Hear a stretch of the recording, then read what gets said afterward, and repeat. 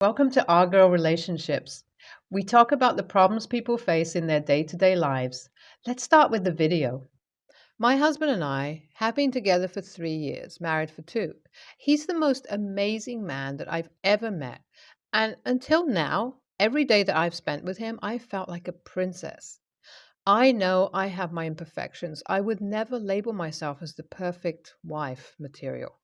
I know I'm not the most feminine person either. I have short hair, tattoos, and I like to dress goth. I thought all these features of me were admired by my husband. Hell, in fact, he was the one who would encourage me to get a new piercing or a tattoo every time I was hesitant to get one because of how much my family put my sense of fashion down. So, this situation is especially bothering me because never in a million years I thought my husband would say something like this about me.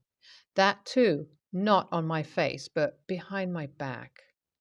Well, you see, we moved into this city 3 months ago due to the fact that my husband's job had a promotion lined up for him here.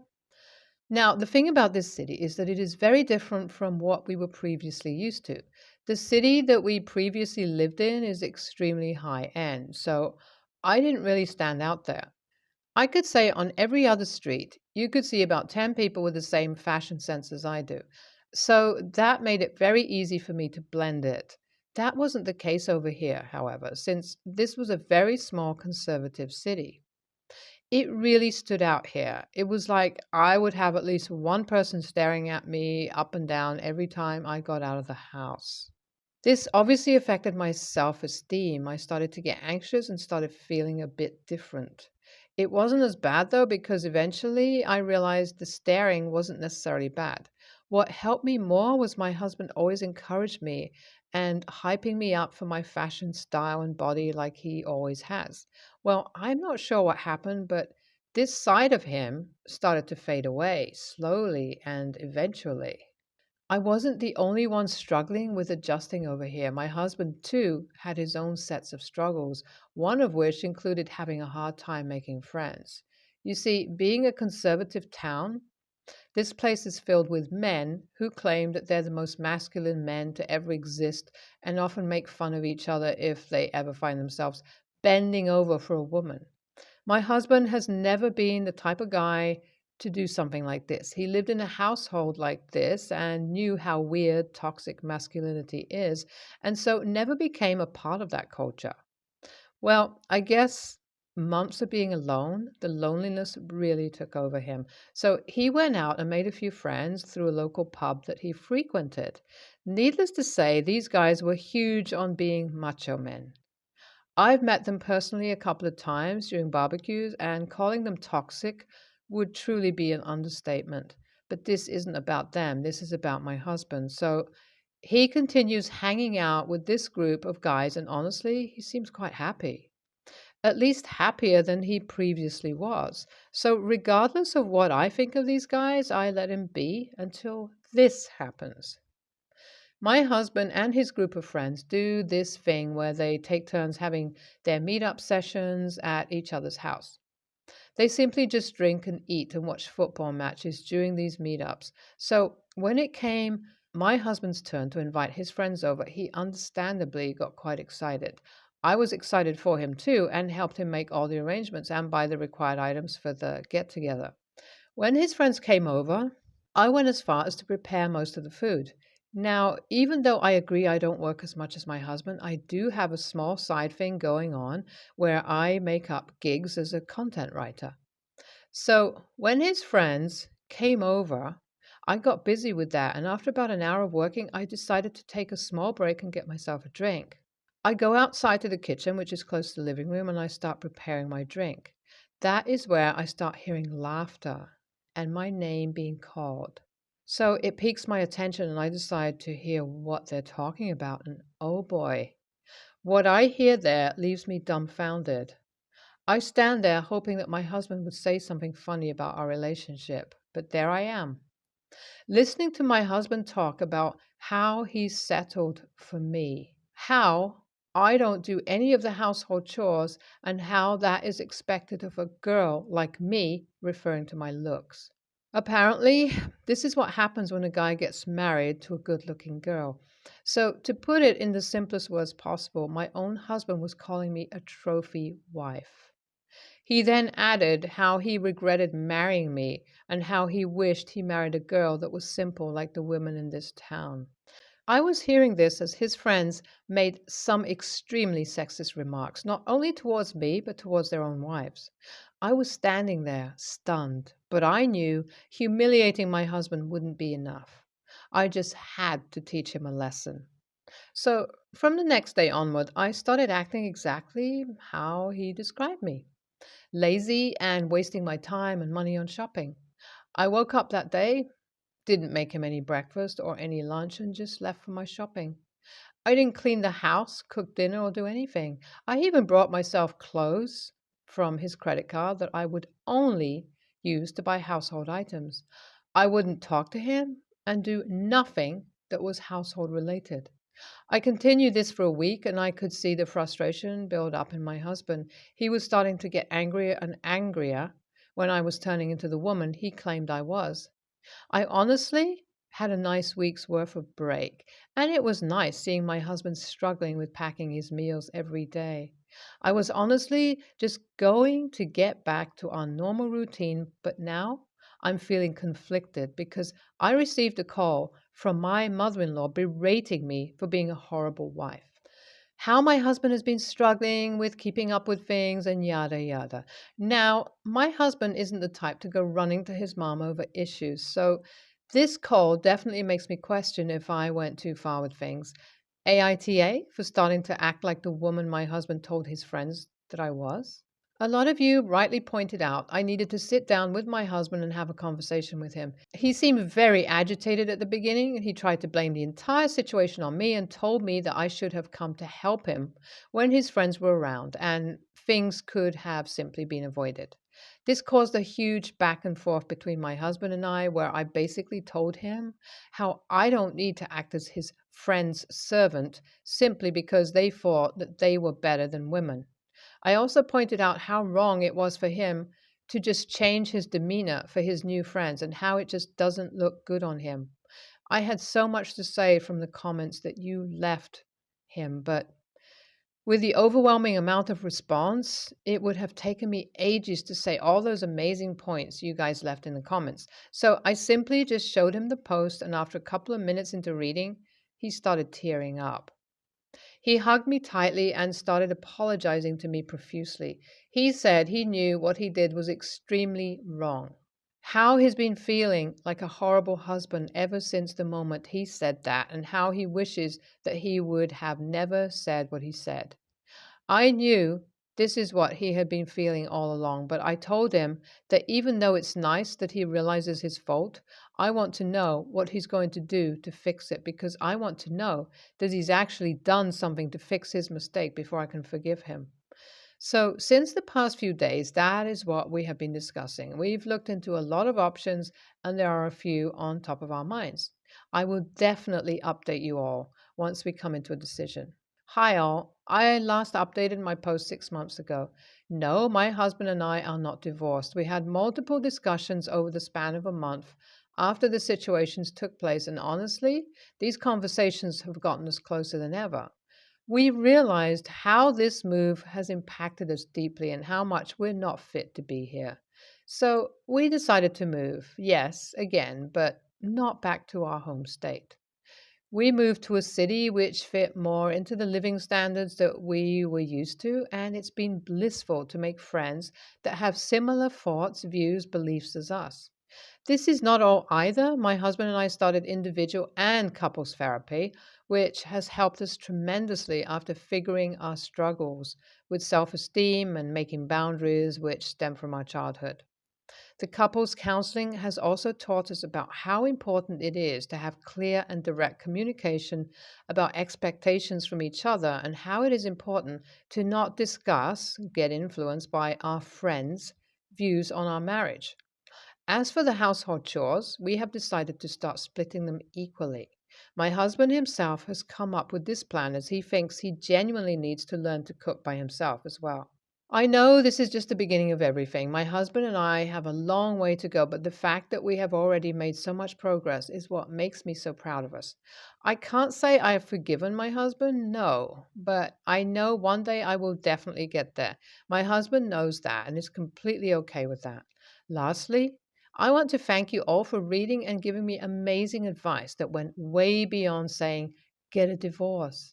NTA. But I would say instead of all this, get enrolled into individual and couples therapy, especially for your husband. He's clearly struggling in this town, and it seems like he's going through some sort of identity crisis, which is not good for your marriage, obviously. NTA, your husband is weird for being two-faced like this. If I was in your place, I honestly wouldn't have been able to just stay there quietly. The fact that you simply just stop cooking and cleaning is the least of what he deserves for being so mean to you. I would suggest first sitting down and having a calm conversation with him. I'm a 50-year-old female and I was married to a good man. I was his second wife. He had a son, 22, and we'll call him Mark, from his first marriage. Together, we had a son, Chuck, 16, who has special needs. My husband passed away 10 years ago. My husband had a life insurance policy for Mark for $500,000 as a part of his divorce. I talked him into getting a policy for Chuck, too. He got a $250,000 policy for him. But with Chuck's diagnosis and wanting to save for college for Mark, I asked my husband to also start individual savings for both boys. Before he passed, I looked at the accounts and he fessed up to giving Mark the savings over the years. Expensive clothes, phones, trips with friends to Disney, walking around, money for a kid. My husband never told him no. Whatever my son wanted, he got. So Chuck had $25,000 saved, and Mark's account only had $800. I was livid and stopped giving my husband money. Instead, I kept putting money away in my own savings for the boys. My husband said he just felt guilty that his son was the child of divorce and wanted him to have a happy life. After my husband died, Mark got his life insurance policy. But his mother blew through the $500,000 before he was 16. I used the $250,000 money and bought an investment property. It's worth a lot more now, and Chuck has a healthy savings from it, as well as I reinvest profits into a trust for Chuck. It's about $630,000 total value. I had $6,000 set aside for Mark that I saved on my own. I gave it to him when he turned 18, and he bought a car with it. My stepson recently found out his brother has money. He lost another job, so he has been staying with girlfriend because he doesn't get along with his mother's boyfriend. The girl's parents are evicting them. I offered to let them live with me for a bit if he contributed to the bills by getting a job and keeping it. Then he could save for a place on his own. He refused that help. Instead, he wanted to live in his brother's rental property for what sounded like free. I said absolutely not. We have reliable tenants. I'm not going to evict them so that he has a place to stay. He said no, he meant give him the property because he says it was purchased using his dad's money and I had no right to be keeping him from what should be his. And if I didn't give him the house, I needed to give him the value of the house out of the money invested. He threatened to sue me. I was stunned. I said absolutely not. He should be asking his mother for his money, not me, not his brother. He called his father's sisters and said that he's struggling and going to be homeless, and his girlfriend just found out she's pregnant. That's why her parents are kicking them out. I guess they weren't expecting her to get pregnant from that living arrangement. So he needs the money, and I'm being a greedy, evil stepmother, according to him. They are calling me an AH and heartless. AITA? NTA. Mark needs to sue his mother. That money was for him, not her. He shouldn't expect a handout from you now. NTA. He's had everything that was bequeathed to him off his dad already, and now he's coming for what he thinks is an easy target. Call his bluff and let him try and sue. He's not legally entitled to anything at all that wasn't stipulated in your husband's will as you survived your husband. He sounds very manipulative too. Keep your guard up and think of Chuck's future. Mark has had his fair opportunity already, and if he should be bitter towards anyone, it's Mother that blew his original inheritance. My husband and I got a puppy, Scout, a few weeks ago. He's now 12 weeks old. For background, I have a 2 year old medical and psychiatric alert service dog. I got him before my partner and I got married, and he was fully supportive of me and my dog, Toby, and is a great caretaker of him.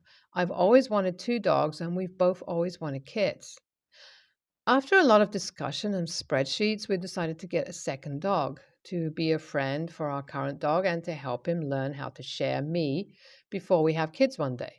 Everything was going great. We both love and adore Scout, my husband especially. It's like Toby was my dog and Scout was his. Then one day we were visiting his family before we left on a trip to visit my family. His brother, 18, was born with panhypopituitarism and is medically fragile. As a result, his parents have been looking for a service dog for him to take to college. I've helped them find good trainers and refer them to several places to get a dog. When we were visiting his family before our trip, his mom made an offhand comment that Scout is such a good dog and he would make a great service dog. And then started talking about how tragic it is that the puppy that they had their eyes on for brother in law failed his evaluation for service dog work. I agreed, thinking that it was a casual passing thought compliment. Fast forward 2 weeks to now, my husband took the comment from mother in law as a great idea and has been pushing for us to look into giving Scout away to brother in law to be trained as his service dog. The trainers did an aptitude and temperament test, and Scout passed with flying colors.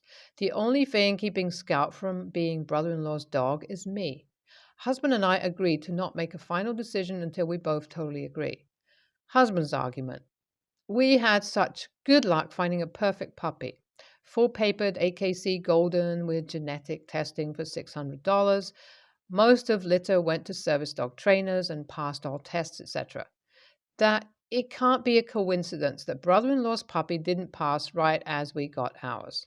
A trained service dog could save brother in law's life. We don't need two dogs, but he needs a service dog. My argument. I don't feel like we owe his parents our dog because their potential puppy failed his test. They could have started looking for a service dog for brother in law before he graduated high school. Mother in law isn't on great terms with either of us. Classic narcissist, regularly puts down husband publicly, makes nasty remarks about my siblings when we come to visit, yelled at us at our own wedding for not doing things the way she wanted, etc. But keeps trying to sweet talk and guilt trip us into giving up our dog. We put a lot of money into Scout and I want to keep him. So, WIBTA if I refuse to agree with my husband to give away our puppy, even if it could potentially save my brother in law's life? NTA, none of this makes sense to me. If your brother in law is attending college in a month, your puppy wouldn't be a service dog by then. My understanding is that many service dogs are raised and initially trained by other people, and then the dogs are matched to people who need the dog. From what I've seen on documentaries, there's no guarantee that one particular dog would train well for a specific disability, nor that it would be a good match for any particular person. Additionally, your brother in law isn't likely to have the time to train the puppy while attending college and taking care of his own needs. The idea that your puppy is going to be specifically trained to meet brother in law's needs is kind of far fetched.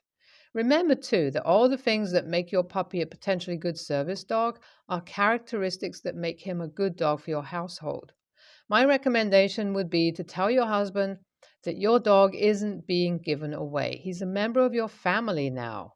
But you could give your in laws the contact info for the breeder, who may have or know of other puppies available. NTA, a lack of planning on their part does not constitute an emergency on yours. When you have children, will they expect you to give them up too?